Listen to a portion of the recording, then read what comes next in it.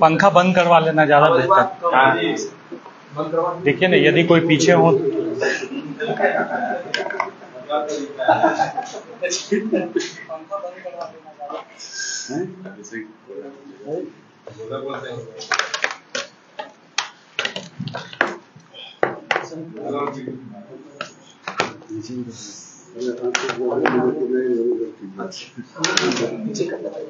आप यहाँ करते हैं, यहाँ करें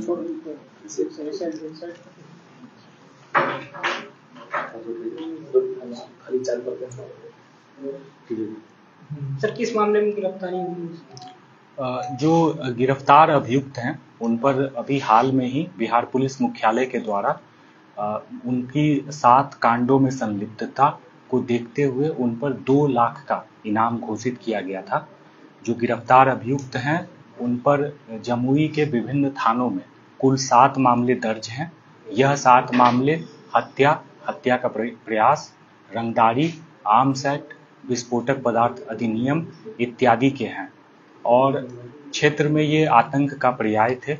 साथ ही साथ अभी हाल में लक्ष्मीपुर में जो किडनैपिंग फॉर रैंसम की घटना हुई थी, उस कांड में भी इनकी संलिप्तता प्रकाश में आई थी। हम लोगों को जो टेक्निकल एविडेंस मिला था, जो लोकल इनपुट था, उस आधार पर तो इन सभी मामलों के में इनकी संलिप्तता को देखते हुए इन पर बिहार पुलिस मुख्यालय के द्वारा हाल में ही 2 लाख का इनाम भी घोषित किया गया था और हम लोगों ने इन्हें गिरफ्तार किया है और जो भी इन पर 7 मामले दर्ज हैं, उन 7 मामले में कंसोलिडेटेड इन्वेस्टिगेशन करके हम लोग माननीय न्यायालय के समक्ष इन्हें प्रस्तुत करेंगे। कहाँ से गिरफ्तार हुई और क्या कुछ इसके बारे में पता चला? गिरफ्तारी जमुई से हुई है और जो अनुसंधान है 7 कांडों में इनकी संलिप्तता जो है, जैसा कि मैंने बताया, तो उन सभी कांडों के बारे में हम लोगों को बेहद महत्वपूर्ण सूत्र मिले हैं और उन सभी कांडों का ऑलरेडी डिटेक्शन हो चुका है।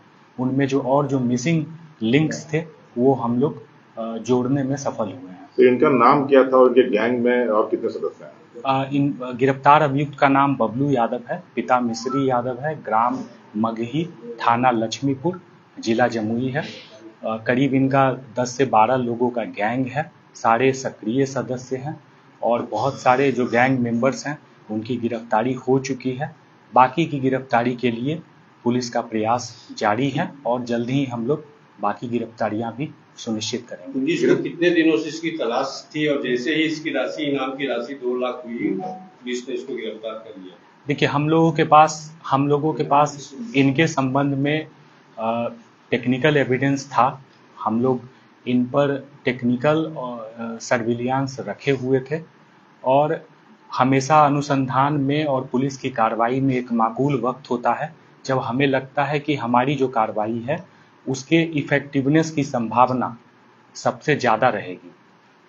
जब हमें लगा कि हमारे पास इतने सफिशिएंट इनपुट हैं, सर्विलियांस डेटा हैं कि हम लोग जो गिरफ्तारी है उसको मुकम्मल कर पाएंगे, तो हम लोगों ने बेहद प्रभावी तरीके से इनकी गिरफ्तारी सुनिश्चित की। इनाम की राशि किनके खाते में जाएगी? फिलहाल देखिए, यह एक प्रक्रिया है और ये जो नॉर्मल जो प्रोसेस है, स्टैंडर्ड ऑपरेटिंग प्रोसीजर है, उसके तहत हम लोग बिहार पुलिस मुख्यालय में इस बात के लिए आवेदन जो देने की प्रक्रिया है उसको फॉलो करेंगे और साथ ही साथ जो आगे बड़े पदाधिकारियों का निर्देश होगा वह इस मामले में इफेक्टिव होगा। ऐसे और कई वांछित अपराधी हैं क्या जिले में से जिनकी तलाश पुलिस को है? देखिए, कोई भी आपराधिक कांड होता है और उसमें यदि कोई वांटेड क्रिमिनल हैं तो वह सारे क्रिमिनल्स पर हमारा हमेशा फोकस रहता है। हम लोग चाहते हैं कि मैक्सिमम जो वांटेड क्रिमिनल्स हैं उनकी अरेस्टिंग सुनिश्चित करते हुए लॉ एंड ऑर्डर को मेंटेन करें। साथ ही साथ अभी हाल के जो चुनाव आचार संहिता की घोषणा है और चुनावी माहौल है, उसमें हम लोगों की हमेशा कोशिश रहती है कि जो भी समाज के अवांछित तत्व हैं वे उनकी गिरफ्तारी सुनिश्चित हो और ताकि समाज में भय मुक्त वातावरण हमेशा संधारित रहे। लगातार इनाम जो घोषित है अपराधियों को गिरफ्तार किया जा रहा है। इनाम की घोषणा के 48-72 घंटे के बाद ही गिरफ्तारी हो जा रही है, तो क्या बगैर इनाम घोषणा के अपराधियों को गिरफ्तार नहीं किया जा रहा है? मेरे ख्याल से कोई, यदि आप पैटर्न देख रहे हैं तो मेरे ख्याल से मायोपिक व्यू है। आप खुद ही उदाहरण ले सकते हैं, जैसे अभी इसी प्रेस कॉन्फ्रेंस के बाद एक खैरा थाना की प्रेस कॉन्फ्रेंस प्रस्तावित है, उसमें भी 4 लोगों की अरेस्टिंग हुई है और आपके सवाल का जवाब उसी में है कि उसमें चारों अभियुक्त पर किसी भी तरीके का कोई इनाम नहीं है।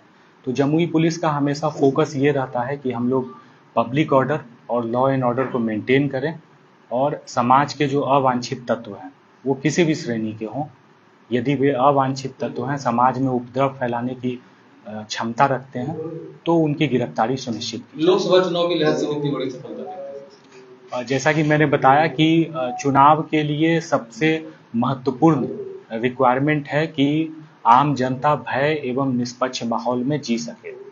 तो उस परिप्रेक्ष्य में यदि देखा जाए तो इनकी 7 कांडों में संलिप्तता थी। वे 7 कांड बेहद जघन्य प्रकृति के थे और इस तरह के अभियुक्त की गिरफ्तारी से मेरे ख्याल से समाज में भयमुक्त वातावरण हम लोग संधारित कर पाएंगे। गिरफ्तार जो अभियुक्त सर, उसके पास कुछ बरामद भी हुआ है क्या? नहीं। सर गैंग लीडर था ये? देखिए, इनका विभिन्न सक्रिय लोगों का एक गैंग है और गैंग में इनकी बेहद महत्वपूर्ण भूमिका रही है और इनकी गिरफ्तारी से गैंग के जो बाकी जो अभी तक वांटेड सदस्य हैं उन सभी के बारे में भी हम लोगों को महत्वपूर्ण सुराग मिली है। पुलिस जल्द ही उन सब की भी गिरफ्तारी सुनिश्चित करेगी।